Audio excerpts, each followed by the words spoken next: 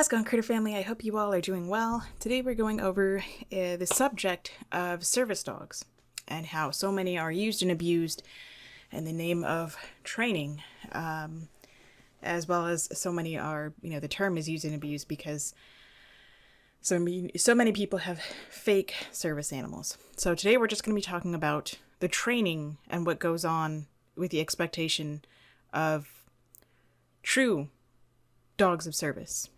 Service dogs. So I have this picture up here. This, I believe, is a service dog in training from, I don't know how long ago this was, but this picture is very, very common among a lot of dogs in training because people don't know how to train dogs. They force the animal to comply because they need assistance with something, which I'm not going to even harp on the medical, part of it, because obviously if you need help with something, then that's not my beef. My beef is how we train these animals and force them to be something that they are not, or they cannot do, or are not capable of. If you have to use not one but two, a prong collar and a shock collar, multiple corrective tools on an animal to force them to comply to help you, then they're not suitable to be a service animal, or they're not ready. So what is a service animal? Let's look that up first, and we'll see, why training matters and why I'm talking about this. And I'm sure I'm going to get a whole lot of hate on this, and I don't care. It needs to be said. A service dog, according to Google, is a dog that has been trained to perform tasks that assist people with disabilities. Guiding. There's a guide dog, guiding people who are blind or have low vision. Alerting people who are deaf or have hearing loss. Or there's diabetic alert. There's epileptic alerts, anxiety alert. Pulling, as in pulling a wheelchair, or if you have a lot of anxiety, they can pull you out to a safe space if you're in a crowded area. Calming people with post-traumatic stress disorder during an anxiety attack. Reminding people to take, with mental illness, to take prescribed medications. Preventing a child with autism from wandering away. Or also is so many more things. They can get the parents and let them know. They can push a button to say, hey, this kid's having, an episode, like a seizure or something's going on. They're also known to assist. They're also known as assistant animals or helper animals. They are permitted to go all public facilities where the public is allowed to go, including hospitals, clinic, cafeterias, and examination rooms, when they are properly trained service animals. So not every dog is going to be a service animal. Not every dog can be a service animal. In fact, I think the statistic is, I may have it wrong, but 80% of dogs that are trained and raised to be service dogs fall out of it. So out of every 10 dogs, 2 of them may, statistically, give or take, may make it as a full-fledged service animal where they are capable of doing, if you actually care about the animal and how they are trained, and you don't just slap on 5 or 10 collars on the dog and different tools and facial harnesses and halters and this and that. Some dogs just cannot be, are not made to be service animals. I would not be good. I've found myself that I am not good in a managerial being a manager or managing people, because I'm too soft. I don't like to be in charge. I like to take orders and I follow orders very well. But I'm not good at being a manager. And no matter how much you beat that into me, that's just not going to happen. Same with some dogs, that they force them to be something that they cannot be. It's not healthy for them. So instead, we just force them and we correct them and we overcorrect them and we continue to correct them because they're not helping us. When you know what? Maybe it's just not meant to be. Maybe they're if they have to be tied to a damn wall with a chain, or they have to be abused, and it's just find some other way to help yourself. People say we are to see them as a tool. They're not an inanimate object. I don't care what you say. Yes, they are a tool.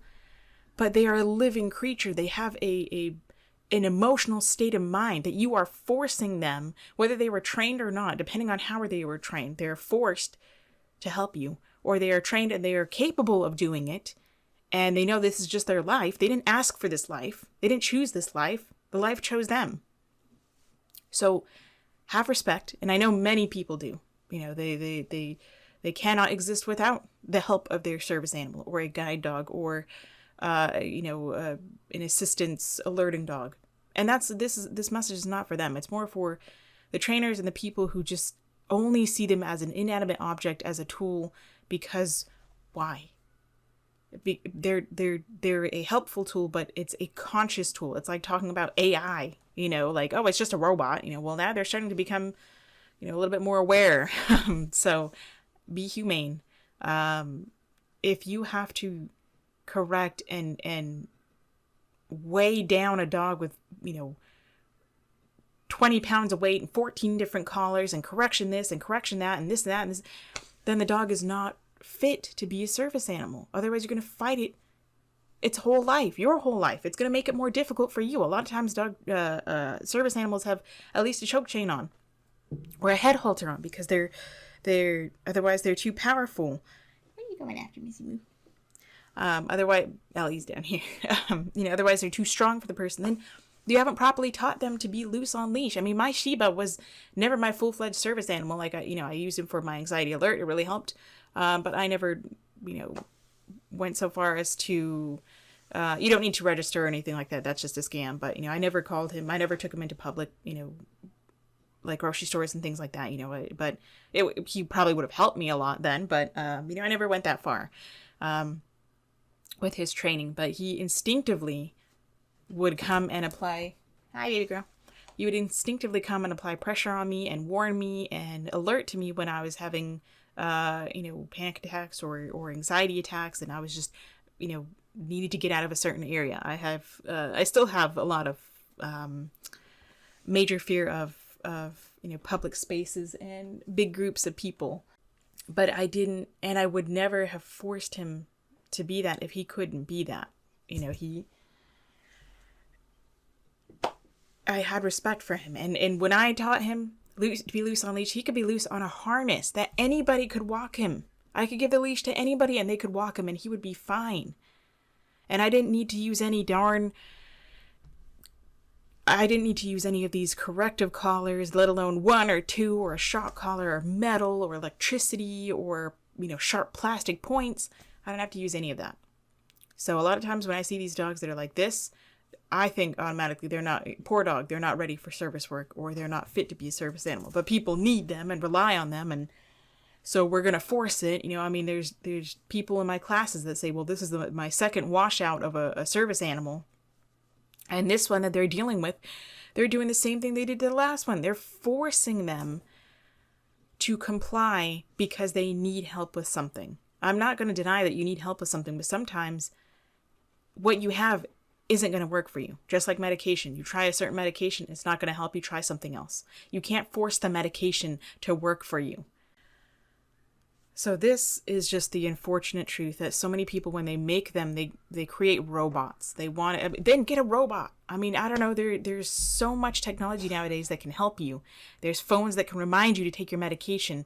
There's animals that are suitable and fit the profile, but it's going to take a lot of money or a lot of time because a lot of time goes into these dogs. It takes 2 years to raise a full-fledged service animal with thousands of hours going into training and raising and making sure it's the right fit. A lot of times the puppies, out of every litter, maybe one of them goes through out of a litter of 8 to 10 or however many.